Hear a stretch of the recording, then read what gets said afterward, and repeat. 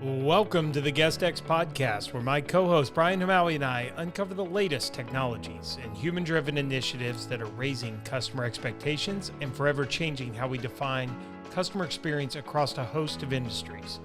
If you are passionate about creating incredible content and unique experiences, join us as we talk to leading product and experience experts across the globe and learn about how today's most successful brands are setting themselves apart from the competition. Welcome to the GuestX podcast, coming to everybody from HITEC 2022. I'm pretty excited. This is an impressive conference, very different from the vacation rental conference. A lot of our vacation rental people, probably aren't as familiar with this conference. It's actually the largest hospitality technology focused conference here, Brian, and it's amazing just to see some of the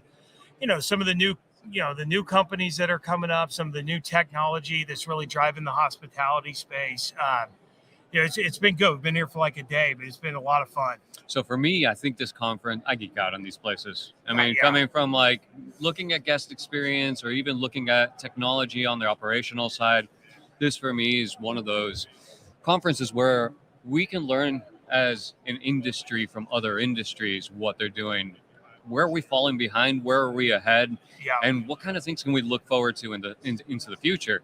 And so this conference is just phenomenal. Some brilliant minds. One of the things that excites me, and we're going to talk about our guest here today, because is watching some of these companies that have really taken the world by storm, right? And our guest today, sitting next to us or between us here, is one of those. And David and I really got together the first time at our other big conference we go to, Focusrite. Yep. Where his company was just in the just started, right? It was in their lowest level, and actually now we're sitting here. It's so funny.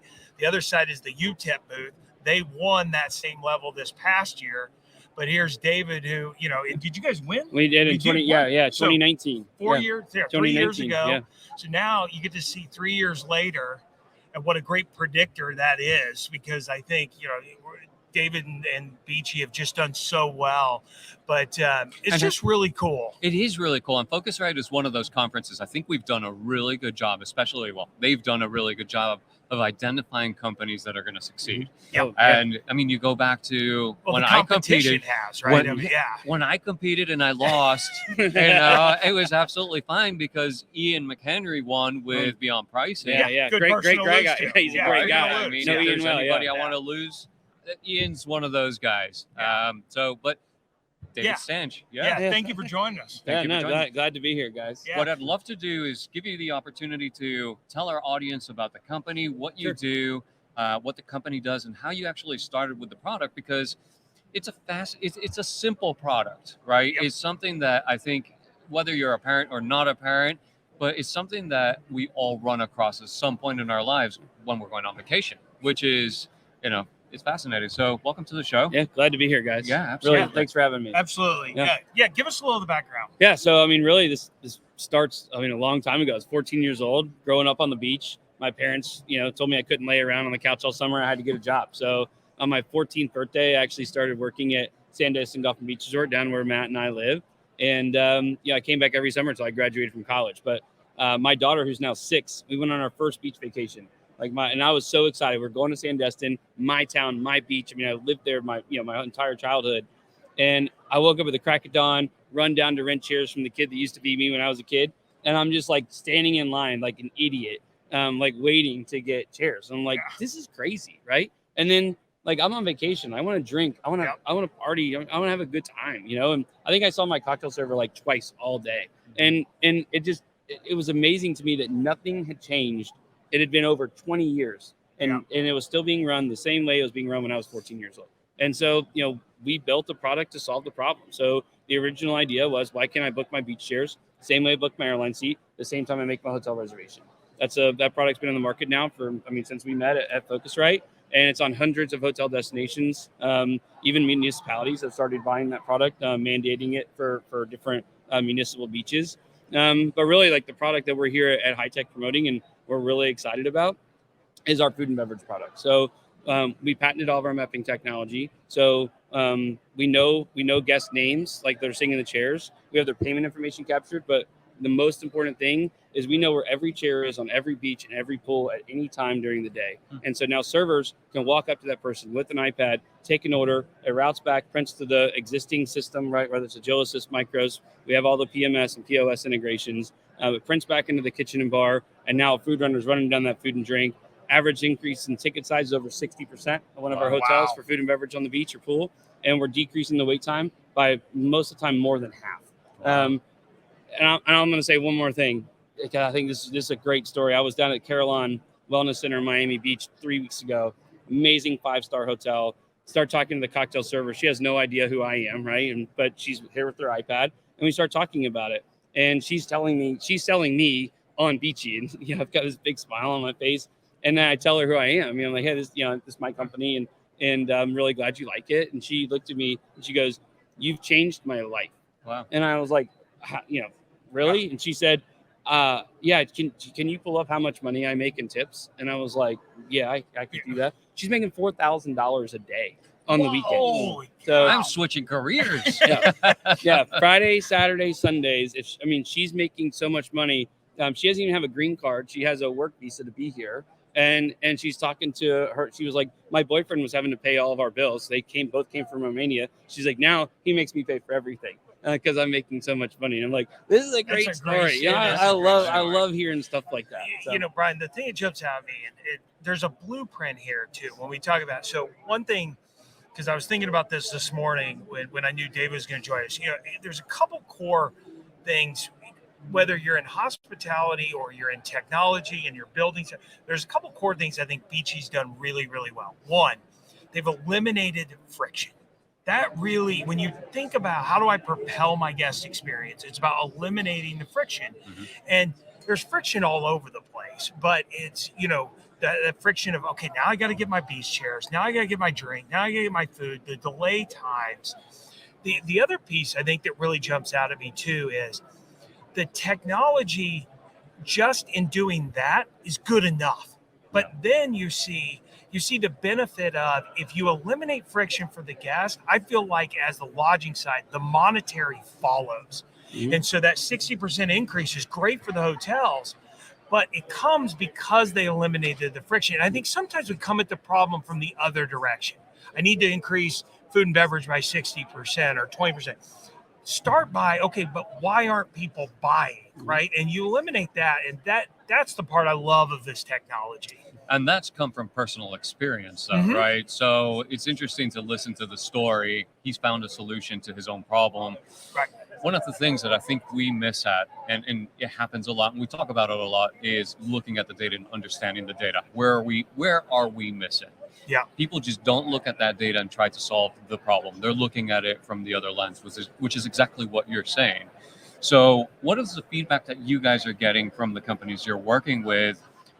You've built a lot of data around mm-hmm. the product itself. Mm-hmm. Are they starting to learn how to use that data to improve the systems that are they attaching it to the guests? Yeah. And how are they doing that? So I'll say a couple of things. I think that one of our customers 2 days ago, I wish I had this recorded. And one of our biggest customers said, I said, why Beachy? Why Beachy? And he said, easy to use, easy to install. Our IT team had it up and running in 6 hours. Wow. And I really like you guys. I call, you answer. That never hurts. I text, you text right back. And I think that the legacy systems have kind of lost some of that, right? Because they've gotten so big. And so I think about I just think about having those conversations with our customers, right? And why Beachy, right? And I think it's simple, right? It's easy and just being easy to buy from, easy to install, easy to use. It's probably some of the best feedback we've gotten, while we're here. And honestly, what we hear from so my dad, I grew up in the hotel business, right? My dad was a hotel general manager most of my life. So when I thought about solving problems, I thought about solving problems for my dad. If I can make the general manager happy, everyone else will fall in line. Yep. That was maybe 20 years ago, right? It's not like that anymore, right? Cocktail servers have tons of leverage. Beach students have tons of leverage. They can go next door. There's a million hotels. Everyone's trying to hire. And so Carillon Wellness Center, one of our customers out of Miami Beach, said since we've installed Beachy, we haven't had one single server leave. Not Turnover. one. There's no turnover once we've installed Beachy. And so like hearing those things from our guests, I mean, at Pinehurst, another one of our great customers, taking their average ticket size on one of their golf courses from under $7 to now over $22, and we're auto grading every ticket, right? So they're getting an auto grad. So instead of getting 18% of $7, they're getting 18% of over $20, right? So solving problems for the cocktail server, right, or like for the end user of our product, and if we can make them happy and we make them love it, then the general managers fall in love with it because we're making their staff more money, right? Improving guest experience. Making their guests happier. So, we kind of talked about solving problems from different angles. And really what we found is solving problems for the cocktail servers, for the beach attendants, for the lowest level person using the product, make them happy, make everybody else happy. What he's done is he's found the core issue and he's developed a piece of technology that's really simple to use and just solved a single problem. Yeah. Right. At its very core. That's all that it sounds ridiculous and it's not simple, but it is that simple. Yeah. I mean, that's the beauty, right? I think it was, I hate to, because everybody overquotes him, but I think Steve Jobs somebody said, that it's when you can't take anything else away, that's perfection, not adding more to it. And I got a demo yesterday because I was curious to see how far it had come, because it's been a while since I had been with, and my experience with Beachy early on was about picking my beach chairs on the exact spot of the beach, which I thought was cool, right? That you guys would lay it all out exactly where the chairs were going to be. But when I saw this solution, it very much it's not meant to be to the consumer.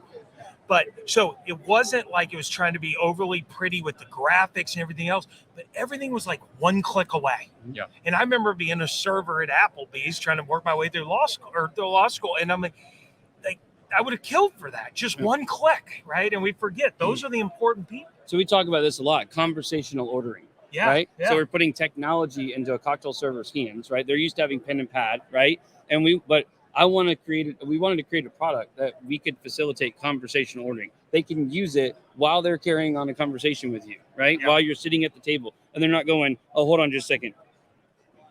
Hold on. Hey, right?" And they're trying to, because there's 10 screens and there's 10 buttons. I mean, that is frustrating. It's like when you check into a hotel, by the way, still, and some of these hoteliers aren't going to like it, but I watch them type. Like, how can it take you that many strokes to book me a room I already booked? That's already booked. I never understand that. I don't understand it. Yeah. It's right. No. Yeah. Car rental's even worse. It is. Just ask me for my 22 signatures later, and I'm like, why am I a member of your loyalty program if this is the deal? Right. So that's cool. Right. Yeah. I have a question about, in an industry, especially your hotel partners, they've got older tech stacks. Mm-hmm. Has it been really difficult for you to be able to integrate with some of those older tech stacks? Yeah, I mean, it certainly, right? I mean, I think our first integration was Springer Miller Systems, right? Yeah. 9 months. 9 months Nice. from the time we started to the time we were done. 9 months. Now we have it, right? Right. And once you got it. We have it. And Oracle's made it really easy now, actually, which was that's good to great. hear. And Oracle Yep. is the lion's share of the hotel business. Agilis has been great to work with. I've actually gotten to know. It's interesting because is there a little bit of a competition across products there? Sure. Yeah. I mean, but I've had this conversation with Ramesh, the CEO of Agilis. It's like, listen, we are not trying to come inside, right? We're not trying to rip and replace anything you guys have installed. We're just simply trying to complement it and taking out to the furthest reaches of your property. We've built this product for one very, very specific use case. And we're great. We want to live in this niche forever. We're not trying to land and all of a sudden we're trying to run indoor restaurants, right? We're not trying to replace any of your existing technology. So yeah, we're there's some overlap, but we've built it for one very specific use case, and we've seen hotel customers love that, right? Yeah. Because we keep talking about it, it's simple and it's easy, and it was built specifically for that need, right? And we didn't try to build it for all these use cases and then try to repurpose all these little things to put it into a server's hands who's working at the beach and pool. I mean, I was out in Palm Springs a couple weeks ago at a conference and I was playing golf, right? As I tend to do.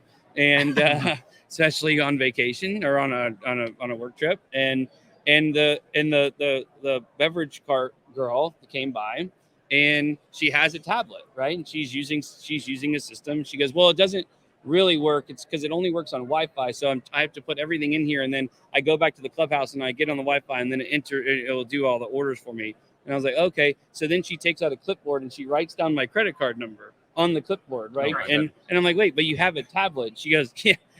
It just takes too long. It takes me like 5 minutes to run your card or like to get all the information in, and then I'm not even sure if it works, and I can't go back and recall the card when I connect. I mean, it was just like, oh my gosh, like something so simple as we work on T-Mobile, Verizon, AT&T. It's 5G, right? I mean, like in all the legacy systems haven't really figured that piece of it out yet. They're still working on Wi-Fi only. I mean, I was at Sandestin for the fishing tournament last weekend. I watched six IT people run point of sale terminals for cash bars at the fishing tournament. Took them 3 hours. Oh right? my God. The fastest growing segment of our business right now is banquets. Yeah. So like Kohler, great customer of ours, right? Took us to Lambeau Field. They said, hey, we set up all these cash bars outside of the football stadium, like for concerts and football games. And we're like, okay. And they're like, so the way that we used to do this is we take a legacy terminal, we run it out, we have to power it, Wi-Fi off, run all the cords. Right. Yeah. So now you know what their solution is? iPad. Boom. That's it. They have an iPad, put it on the cash bar, the people tap their credit card and they leave. It's simple. And like Clover, Toast, Revel Square, they've all done this. We've all used this technology 1,000 million times. And it works. And it works. Yeah. But the difference is those companies are not integrated with Agilysys and Oracle. Yeah. And Oracle and Agilysys are keeping them out, right? Because Oracle and Agilysys own the PMS. They own the POS space. And so if Oracle allows those companies to integrate, they just got rid of Micros. Yeah, it's a fox in the hen house, right? And and we've talked about this, Brian, where you do what you do well. Mm-hmm. Like focus, you don't not.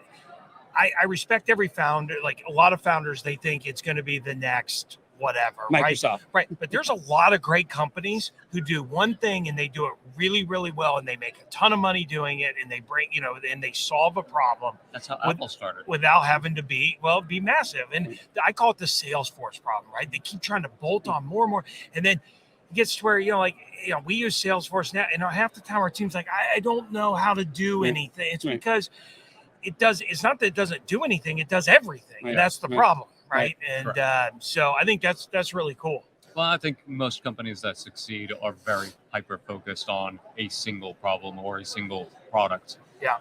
They then succeed, and then they can build teams around what's next. Yeah. And it sounds like you guys are on the path to do the exact same thing, which is you found a niche. You guys built a great product around it, and now you can see that you can expand into offering not necessarily more product, but more services around the exact same functionality. Yeah. So essentially, you're using the technology that you guys know how to build and how to manage. You're just offering a little bit more. Yeah, like Edgewater and Panama City is our very first customer, and I love telling the story, and I'm allowed to tell this story. The first year that they used Beachy, they put about $400,000 to our platform, right? So it was a great customer, right? So and the way that our model works is we charge a convenience fee on every transaction that the consumer pays, right? So $400,000, we're getting a piece of that. We felt really good about it. So Edgewater just continued to roll us out to more and more different ancillary, things that they were doing on property.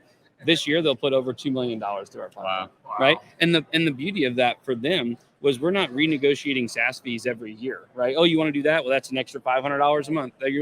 No, we just keep sending them iPads. They keep running transactions. We get our transaction fee. I get calls from customers when there's turnover in finance, and they're like, "Hey, we haven't seen an invoice from you guys." And I'm like, "Yeah, we don't invoice." And they're like, "Well, then how do you make money?" And I'm like, "Well, there's a convenience fee that's at oh my gosh, and selling it into hotels, no CapEx." That's one of the things, David Marz at Henderson, I'll never forget, like selling good mutual friend.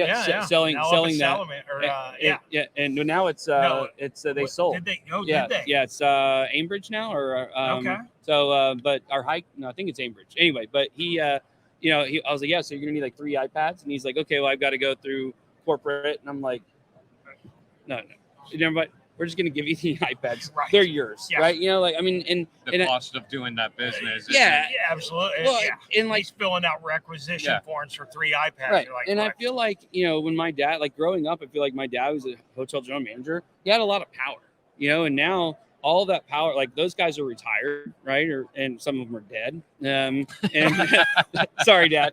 Some of them are, though. This is a true statement. No, but you know, and like the guys that are replacing them are like my age, right? I mean, like the new general manager at Eden Rock in Miami Beach he's 30 years old, right? Wow. Super Wow. sharp guy. Yeah, Like, sure. I mean, Carlos is an amazing guy to work with. But I'm like, dude, who's your dad? How'd you get this job? You know, and he's awesome. But they've taken a lot of like the decision-making power away from general managers, and now it's up at the corporate level. It's in procurement. It's over here. So that's one of the beauties of, I think, the way that we price our product, right? So there's no CapEx. We'll give you the hardware for free. You know, we'll install it for free. No services fees that you can never quantify. We can have you up and running in 2 weeks, and then you're just running transactions through our platform. And customers will talk, well, we can't sign a long-term contract. I'm like, contract? You put our iPads down, we stop making money. Yeah, Right? yeah. You know, like just don't put me in the closet where you put all the other technology that you bought and didn't use. Just send me my iPads back. It's You know? fascinating. So It really is. yeah. Thinking about your pricing model is something that I feel like this has turned it a little bit into a podcast about, you know, how to succeed as a startup. But I think that's really important. Like thinking about your pricing is really, really important and something to test and ask potential partners, like, what would you think of this model? And where's the friction here is really important, because at the end of the day, you've got to make a certain amount of money on your product, but there's different ways to get there. He understood his customer, though. Yeah, that's right. He Yeah, well, understood he where came the from- pain. He understood where the pain where the friction could have come in. Yeah. So he's just eliminated a barrier to entry, Another point of friction. right? Yeah, he's eliminated. Because if you would have had all of those charges, you probably wouldn't be where you are today. No, I mean, yeah, I don't think I know we wouldn't be, right? Yeah. I mean, easy to buy from, Yeah, easy to use, cannot make it easy hard to install, buy. right? There's and some people don't, I think, appreciate there's a difference between easy to sell and Mhm. easy to buy. Right. Those are two. You need them both. Right. But And you easy gotta to have both. implement as well. Yeah, So I yep. think a lot of times people produce technology so complicated, we get frustrated. I mean, how many times do you guys do it Yep. where you get something, you're so excited about it, and then by the time you're done trying to do the setup, you're like, God, I just don't want to use this Yeah, you feel anymore. like You're you've done. got yourself another job. Yeah, you're Yeah. done. So you guys have made it easy, affordable, easy to it makes a Good. lot of Yeah. sense. Well, done. and listen, at the end of the day, I mean, to kind of bring this back full circle, right? It's all about improving guest experience, Yeah. right? I mean, Mhm. putting technology in the hands of your hotel staff to improve guest experience at your hotel. And Empowering um, them, because they're going to improve the Right. guest experience because you've empowered them to do so. exactly. the Yeah. servers. I mean, Like, we that's talk about huge. it is huge because if you People. don't have, we come back to people all the time.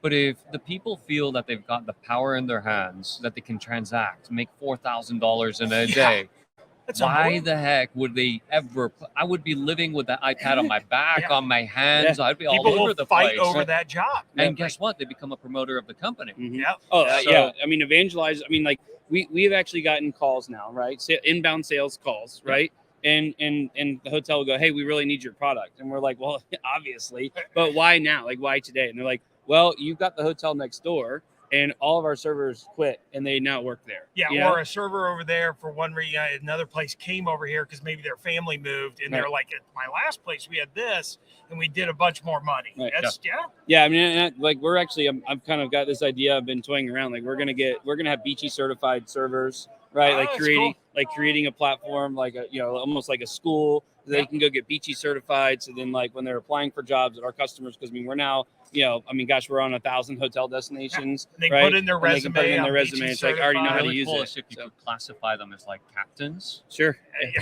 by revenue, and then There you all of go. a sudden they've got You know, these the badges. big drivers you of know? revenue. But so They become valuable. So we actually kind of have something like that now in our product, right? So it's almost like a batting average for cocktail servers and beach attendants. It's like the average transaction should be this, and it should have this many products. So like you're upselling this many times, your average ticket size is here, right? And so we can evaluate cocktail servers and beach attendants because like that guy may be making the most money at that beach, but he was going to do that anyways because he has 200 chairs and the guy next door only has 100 chairs, right? But it actually turns out the guy with 100 chairs is upselling 70% of the time. He's getting 4 items on their ticket every time. And it's like he's actually better than that guy. You should switch. You should swap him out. Value per chair, right? Yeah, revenue per chair. Yeah. So as we wrap up, I'd love to get your thoughts. As someone who did grow up in this industry and now is servicing this industry, I mean, where is the hotel space? Post-COVID, what do you think the next couple of years look like for the industry as we look towards the future? Man, wow. Looks. Yeah, if you would if you would ask me this question in November of 2019, it'd be a different answer. Listen, it's a great question, right? I feel like being a HITEC, it's like, man, baby, we're back. Yeah, look around, everyone is here and we're having a good time and the parties and everything. It's so good to be here. Listen, look at, the stock market took a dive again yesterday, so, maybe rallies this, again this week, but people have have less purchasing power than they've had. Right. Interest rates for a home now are over 6%. I think that we're going to face some headwinds in the next couple of years. I think that, what happens in Washington matters, and so we'll see how that plays out. But I think if the pandemic taught me anything, is people want to travel. Yes. They want a vacation. They want to go. And the market, you're exploring in so many markets now, but I feel like Destin to me is still your core market because it's where you live. We found, and we saw this with us. Drive destinations, I think are way better, just encapsulated to do well in a downturn, right? The fly destinations, the Miamis and the Cancuns and the, those markets I think could get hit hard in the next couple of years. But I think the drive destinations will continue to thrive. The Myrtle Beaches of the world, and do well even in a downturn. So here's what's interesting about his product as well, and we'll kind of come back to that because you talk about the economy and the dependency on rental rates for the most part, right? We worry about ADRs and occupancy and all of this kind of stuff. What we lack is the additional revenue that we can generate through our units. Yeah, because you can make up a lot of ground, And it goes to the operator typically, especially in vacation rentals, if you can figure out how to monetize your facilities within a house, the revenue really goes to the property manager, not the homeowner. Mm-hmm. He's doing that with hotels. Yeah. So it's an interesting exercise because that's something I think that our industry needs to focus on is how do you generate some additional revenue to help your bottom line and not just be so dependent on your ADRs. David, thank you. No, thank you guys. This is awesome. Yeah, it was a lot of fun. Yeah. I love getting to hear the hotel side because you get educated on an area you and I don't know a ton about, Brian. Yeah. So it's interesting. And I think there are some benefits they have of I would say a more advanced tech stack. And I think Beachy's kind of a sign of if you can build really well interconnected systems, then groups like Beachy, really smart entrepreneurs like David, can come and build on top of that. Yeah. And I think that's where we're a little behind still too, right? It's less attractive maybe for some of those entrepreneurs because it's harder. We haven't made it as easy for them to build onto our existing tech stack. So we have a lot though. We have a lot of technology we're trying to implement in our industry. Yeah. So still we're a little maturing. We are. Yeah. We're looking at the hotel industry catching up. The hotel industry been around for so long. A million years, right? That's right. Vacation rentals been around for what, 50 years? It's just you're apples to oranges. Yeah, absolutely. Well, thanks again, David. No, thank you guys. Okay. Appreciate you. That's it for this week's episode of GuestX. Be sure to sign up for our email list at guestxpodcast.com. That's guest, the letter X, podcast.com. And follow us on your favorite podcast app so that you don't miss our next episode. We are Mr. Guest Experience, Brian Hamaui and Matthew Loney, signing off and reminding you to always create a customer experience worth talking about.